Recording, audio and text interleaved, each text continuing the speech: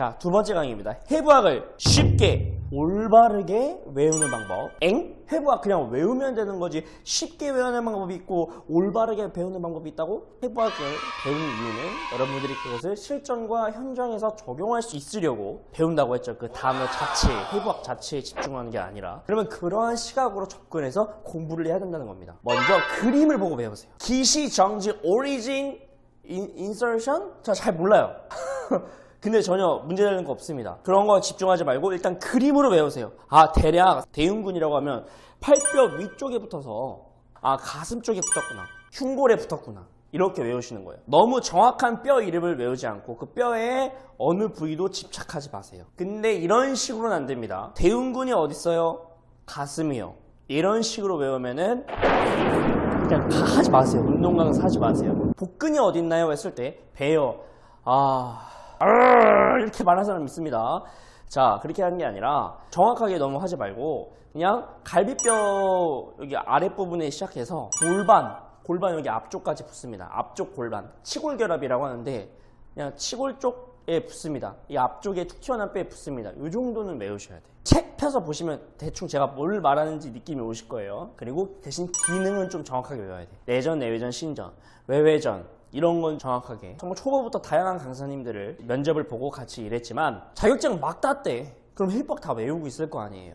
근데 시험 보면 뭐 단어 자체로는, 해부학 자체로는 말씀을 하지만 실전에서는 머리가 벙찌는 거야. 머리가 하얘져. 여러분들 그러지 않으세요? 실전이랑 연관되게 주입식이 아니다. 올바르게 외우는 방법이 두 번째로는 어디가 짧아졌을 때 그 반대 근육은 누가 있지? 를 생각해 보는 거예요. 이거에 반대되는 기능을 하는 근육은 뭐가 있을까? 반대된다라고 하는 거는 주동근, 기랑근이랍니다. 앞으로 제가 말하겠지만 줄다리기 관계예요. 줄다리기 관계. 자, 이 근육들은 줄다리기 관계에 놓여 있어요. 주동근이고 기랑근입니다. 앞에 있는 근육은 대퇴직근, 무릎 근육, 뒤에 있는 엉덩이 근육, 다리 뒤로 하면 엉덩이 근육이 수축하죠. 그럼 앞쪽에 있는 근육은 늘어나야지 뒤에 있는 근육이 수축할 거 아니에요. 그래서 이거를 전문 용어로는 기랑관계라고 하고 그냥 우리만의 표현으로는 줄다리기 관계. 서로 잡아당기고 있으니까 어느 한쪽이 잡아당기면 반대쪽은 쭉 늘어나줘야 되잖아요. 어느 한쪽이 잡아당기면. 그래서 잡아당기고 놨다, 잡아당기고 놨다, 굽혔다 폈다, 굽혔다 폈다, 앉았다 일어났다, 앉았다 일어났다. 이 관계를 줄다리기 관계라고 합니다. 그 근육이 한쪽만 수축했을 때랑 두 쪽이 동시 수축했을 때랑을 생각하고 봐야 됩니다. 자, 승모근이 양쪽 수축하면 이렇게 되죠. 한쪽만 수축하면 이렇게. 복근이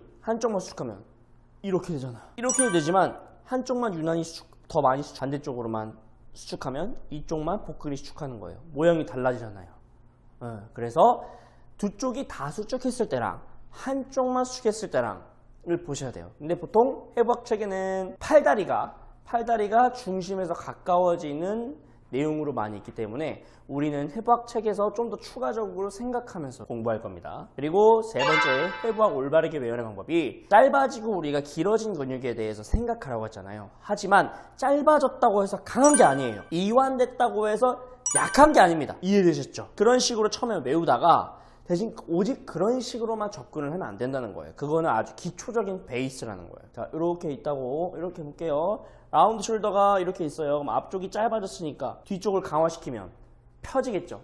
물론 되는 경우도 있지만 좀 더 전체적으로 봐야 되는 경우도 있고, 그러면 엉덩이 근육이 이렇게 후방경사 되면 엉덩이 근육이 수축해 있는 상태거든요. 수축해 있다고 해서 엉덩이 근육이 강한 게 아닙니다. 이렇게 돼 있어도 엉덩이 운동을 해줘야 돼요. 대신 아까 말했다시피 좀 풀어주고 가동 범위를 좀 확보한 스트레칭을 한 다음에 근막 이완을 할 수 있고 근육 이완을 할 수 있다면 좀 해결하고 운동을 하시면 됩니다. 그리고 그것보다도 더 중요한 거, 그 근육이 아까 기능이라고 했죠? 그 기능이 살아있냐, 자기의 역할을 잘 하냐가 더 중요한 겁니다. 그러면 이제 해부학을 공부했을 때 실전에 대략적으로 적용하는 방법을 알려드릴게요. 조금 추상적으로. 스쿼트를 하는데 무릎이 아프네. 무릎 주위에는 어떤 근육이 있지? 무릎 근육이라는 게 있는데 그 근육이 일을 잘 못하구나. 그럼 그 근육은, 무릎에 있는 근육은 과연 짧아져 있을까? 아니면 늘어나 있을까? 아니면 기능을 잘 못하고 있을까?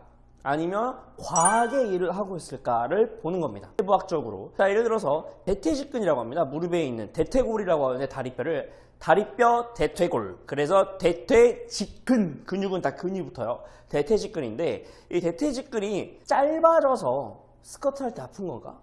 아니면 늘어나 있어서 너털너털 관절을 근육이 꽉 잡아주지 못하니까 너덜너덜해서 아픈 걸까? 혹은 과활성화돼서 과하게 활동한다 해서 과활성화라고 하는데 반대로는 비활성화가 되겠죠. 과하게 활성화하는 거예요. 무릎 주위에 있는 근육이 얘만 이래. 스쿼트를 앉았다 일어날 때 할 때 무릎만 사용되는 게 아니라 무릎 뒤쪽에 있는 근육도 사용되고 엉덩이 근육도 사용되고 코 근육도 사용되는데 이 중에 한 녀석이나 혹은 허벅지 뒤, 코어, 엉덩이 세 군데가 일을 다 못해. 그럼 앉았다 일어날 때 누구만 사용하겠어요? 아, 무릎에 있는 무릎 근육, 대퇴직근만 과활성화돼서 아픈 건 아닐까?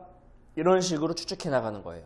그 근육이 과활성화됐다면 일을 안 하고 있는 녀석을 찾았어. 예를 들어 엉덩이라고 찾았어요. 그럼 그 엉덩이의 기능은 뭐지? 해부학적 기능은 뭐지? 아하, 외전, 신전의 기능을 갖고 있구나. 나중에 배우겠지만 그럼 그 근육의 모양을 만들어서 트레이닝을 시켜주면 됩니다. 그런 식으로 이제 점차 1단계, 2단계, 3단계 식으로 올라가면 돼요. 근데 일단은 해부학적으로 어느 위치에 있고 그 근육의 기능이 무엇인지를 알아야 트레이닝 시킬 수 있고 또 이완하거나 풀 수 있는 거 아니겠습니까? 그렇기 때문에 해부학은 정말 기초적으로 알아야 된다. 하지만 어렵게가 아니라 쉽게 갈 거예요. 그리고 영어로 하지도 않을 거예요. 영어로 달달달달 외운다고 똑똑해지지 않습니다. 실전에 적용하지 못하면 말짱 꽝이라는 거예요. 외운 해부학을 이야기 스토리식으로 풀어내서 실전에서 적용될 수 있는 해부학을 알려드리겠습니다.